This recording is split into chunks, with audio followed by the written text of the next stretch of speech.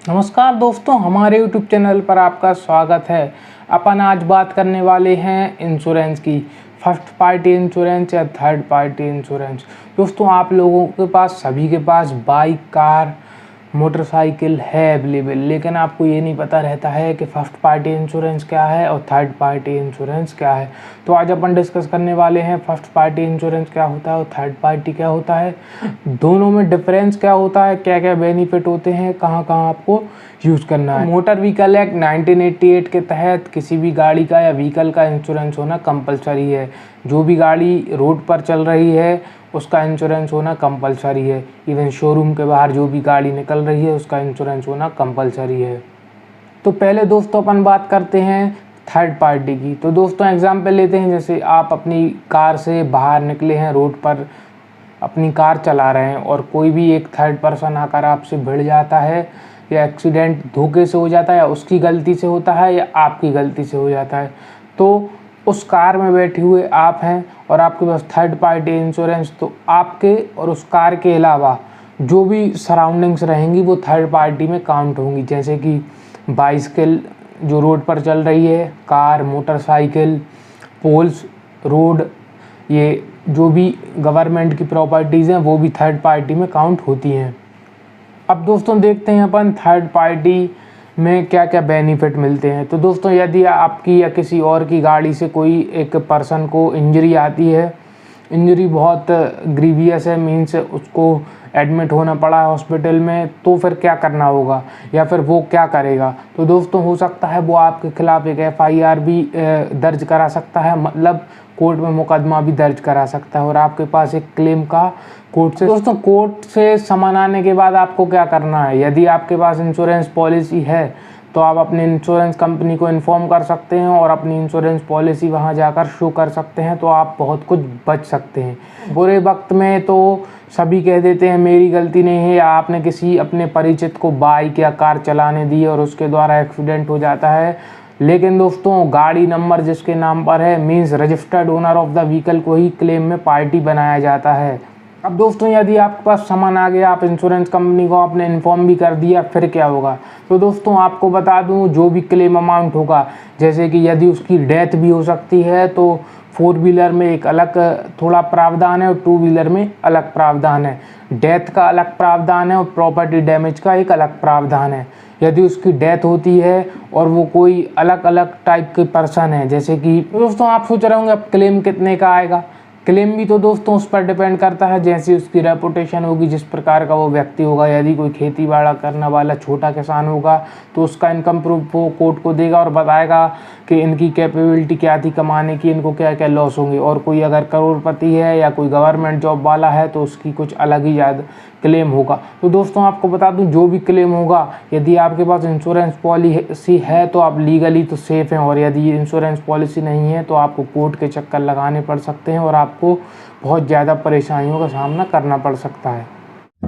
Subscribe करें हमारे channel को और प्रेस करें बेल आइकन लेटेस्ट वीडियो पाने के लिए। अब दोस्तों यदि आपके पास पॉलिसी भी नहीं है, थर्ड पार्टी पॉलिसी भी नहीं है और क्लेम आता है तो आप क्या करेंगे। फिर तो आपको जेब से ही देना पड़ सकता है। और दोस्तों मोटर व्हीकल एक्ट में तो सज़ा का भी थोड़ा सा प्रावधान है। तो दोस्तों ये तो है थर्ड पार्टी। अब बता देते हैं फर्स्ट पार्टी, मतलब कंप्रहेंसिव पॉलिसी या फिर पैकेज पॉलिसी। दोस्तों कंप्रहेंसिव पैकेज पॉलिसी को अपन फर्स्ट पार्टी पॉलिसी बोलते हैं, मतलब उसमें थर्ड ओनर भी कवर होता है, मतलब थर्ड पार्टी भी कवर होती है, ओन डैमेज भी कवर होता है, मतलब आपकी कार है या बाइक है और उसमें कुछ दुर्घटना के द्वारा हानि हो जाती है तो वो भी कवर होगी, और थर्ड पार्टी इंजरी या डेथ या फिर कोई भी प्रॉपर्टी को डैमेज होता है वो भी आपकी उसमें पॉलिसी में कवर होगा। दोस्तों जैसे गाड़ी का चोरी हो जाना, आग लग जाना या फिर उसमें कुछ इशू आ जाना, एक्सीडेंट डेंजर हो जाना, मतलब ज़्यादा डैमेज हो जाना, तो आपको वो सभी उसमें अवेलेबल होता है।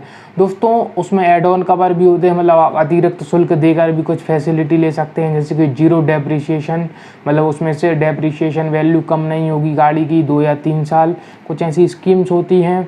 उसके बाद दोस्तों कैशलेस फैसिलिटी भी अवेलेबल है। कुछ इंश्योरेंस कंपनीज़ के ऑथोराइज्ड गैरेज होते हैं जिन गैरेज पर आपको इंश्योरेंस कंपनी को या उस गैरेज वाले को तुरंत आप पैसा नहीं देते हैं और फिर वो इंश्योरेंस कंपनी ही वहाँ क्लेम सेटल करती है। अब दोस्तों जैसे आपकी नया कोई व्हीकल है, आपके घर में किसी मेंबर ने नई कार ली है और वो चलाने के लिए सुबह सुबह निकलते हैं और जाने अनजाने में क्या उनकी गलती होगी या सामने वाले की, और कोई बुरी तरह से आपकी कार को आगे से या पीछे से या साइड से टक्कर मार देता है।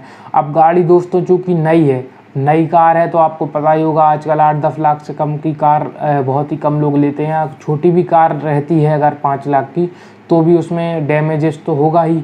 अब जैसे कि बात करते हैं किसी ने आपको पीछे से गाड़ी ठोक दी तो रिवर्स में जो बम्पर होते हैं, गेट या साइड में गेट होते हैं, साइड मिरर होते हैं, फ्रंट बम्पर होता है, ग्रिल होती है, विंडशील्ड होती है और भी बहुत सारे डैमेजेस के चांसेस आपकी कार में रहते हैं। और दोस्तों नई कार है, उसके नए पार्ट्स बदल पाने में आपको 20,000, 50,000 या लाखों रुपए भी लग सकते हैं डैमेज के अकॉर्डिंग। या तो वो रिपेयरिंग होगा और रिपेयरिंग की अगर गुंजाइश नहीं होगी तो पार्ट की रिप्लेसमेंट वैल्यू इंश्योरेंस कंपनी आपको देगी। अब दोस्तों यदि आपकी आउट ऑफ द सिटी कोई गाड़ी किसी जगह बंद हो जाती है तो आपको टो करने के लिए भी फैसिलिटी मिलती है इंश्योरेंस कंपनी से। यदि कोई इंजन में डैमेज हो जाता है तो उसमें भी एड ऑन कवर में आप ले सकते हैं। दोनों प्रकार की इंश्योरेंस पॉलिसी ऑनलाइन भी रिन्यू कर सकते हैं, जैसे कि पॉलिसी बाजार एक प्लेटफॉर्म है, ऐसे और भी प्लेटफॉर्म्स है जहां पर आप ऑनलाइन जाकर अपनी पॉलिसी को रिन्यू कर सकते हैं। वहाँ पर आपको रजिस्ट्रेशन सर्टिफिकेट की फ़ोटोज़ अपलोड करनी होती हैं और 1-2 और डॉक्यूमेंट्स आपको लगाने होते हैं। फुल डिटेल आपको फ़ोन पर देनी होती है और आपका इंश्योरेंस हो जाता है। अब दोस्तों बात आती है कि उसकी वैल्यू का क्या रहता है। तो वैल्यू मतलब IDV वैल्यू होती है दोस्तों कार की या मोटर व्हीकल की इंश्योर्ड डिक्लेयर्ड वैल्यू। उसमें दोस्तों क्या होता है, वो मोस्टली कवर होती है जब आपकी गाड़ी थेफ्ट हो जाती है, या मानिए 1-2 साल या 5 साल या 3 साल बाद वो थेफ्ट होती है तो इंश्योर्ड वैल्यू एक डिक्लेयर होती है इंश्योरेंस कंपनी के द्वारा। उसी के बेसिस पर आपको फुल अमाउंट मिलता है। फुल मतलब कि जो भी उस गाड़ी की उस टाइम की वैल्यू इंश्योर्ड डिक्लेयर्ड वैल्यू होगी उसी के अकॉर्डिंग आपको पैसा मिलेगा। अब दोस्तों बात आती है थेफ्ट पर भी क्या पूरा पैसा मिलता है, तो मैं आपको बता दूं जो भी आपकी इंश्योर्ड डिक्लेयर्ड वैल्यू होगी उसके अकॉर्डिंग ही आपको पैसा मिलेगा। वो भी आपको पुलिस FIR करनी होगी। तो दोस्तों थेफ्ट के लिए तो आपको FIR करनी होती है, उसके 90 दिन बाद ही आपको क्लेम सही तरीके से पता लगता है कि मिलेगा या नहीं मिलेगा। पुलिस के द्वारा एक रिपोर्ट जारी की जाती है, उस पर ही निर्भर करता है आपको क्लेम मिलेगा या नहीं। दोस्तों यदि आपकी गाड़ी चोरी हो जाती है तो आपको तुरंत ही अपने नियरेस्ट थाने में इन्फॉर्मेशन देनी होती है। ये इंश्योरेंस कंपनी को भी इन्फॉर्मेशन देनी होती है। यह कुछ नियम है जो कि आपको फ्यूचर में ध्यान रखने हैं। अब दोस्तों थर्ड पार्टी हो या कम्प्रहेंसिव पॉलिसी हो, बहुत सारे ऐसे नियम हैं, उनकी टर्म एंड कंडीशन ऐसी होती है कि हो सकता है आपको क्लेम ना भी मिले। बहुत सारे लोग हैं जो बिना ड्राइविंग लाइसेंस के ही कार या बाइक चलाते हैं और कहते हैं पुलिस वाले सिर्फ मेरा चालान करेंगे और कुछ नहीं। तो मैं आपको बता दूं सिर्फ पुलिस से बचने के लिए आप इंश्योरेंस पॉलिसी ना लें। इंश्योरेंस पॉलिसी आपके फ्यूचर में बहुत ज़्यादा प्रोटेक्ट करती है और आपको बहुत सारी बड़ी मुसीबतों से बचा सकती है। सिर्फ आपका उद्देश्य ये नहीं रहना चाहिए कि मेरा चालान है, मैं पैसे वाला हूँ, मैं चालान को पे कर दूँगा। दोस्तों आप यदि ड्राइव कर रहे हैं कार और यदि आप अधिक मात्रा में ड्रिंक करे हुए हैं और MLC अगर आपकी होती है और आप इंजर्ड होते हैं तो हो सकता है आपको क्लेम ना मिले। हो सकता है आपके पास ड्राइविंग लाइसेंस ना हो तो भी आपको क्लेम ना मिले। हो सकता है आपके पास 2 व्हीलर का लाइसेंस और आप 4 व्हीलर चला रहे हैं तो भी हो सकता है आपको क्लेम ना मिले। अब दोस्तों हो सकता है आपके पास 4 व्हीलर का लाइसेंस और आप कोई और कैटेगरी का व्हीकल चला रहे हैं तो भी आपको क्लेम नहीं मिलेगा। हो सकता है दोस्तों आप कार चला रहे हैं और आपका लाइसेंस पहले ही कुछ महीनों पहले एक्सपायर हो चुका हो तो भी आपको क्लेम नहीं मिलने वाला है। मेरा कहने का मतलब ये है दोस्तों कि आप पहले जांच कर लें, थोड़ा इन्फॉर्मेशन ले लें और जो भी कैटेगरी का आपका ड्राइविंग लाइसेंस है उसको ही आप यूज़ करें, ना कि ट्रांसपोर्ट व्हीकल या कोई अदर व्हीकल यूज़ करें। हो सकता है आपको क्लेम ना मिले क्योंकि दोस्तों इंश्योरेंस कंपनी की बहुत सारी ऐसी पॉलिसीज़ हैं जो आपको पता ही नहीं होंगी। इस वीडियो के माध्यम से आपको बेसिक इन्फॉर्मेशन तो मिल ही गई होगी। यदि दोस्तों आपको वीडियो अच्छा लगा है तो प्लीज़ लाइक करें, शेयर करें, सब्सक्राइब करें। वीडियो देखने के लिए बहुत बहुत धन्यवाद।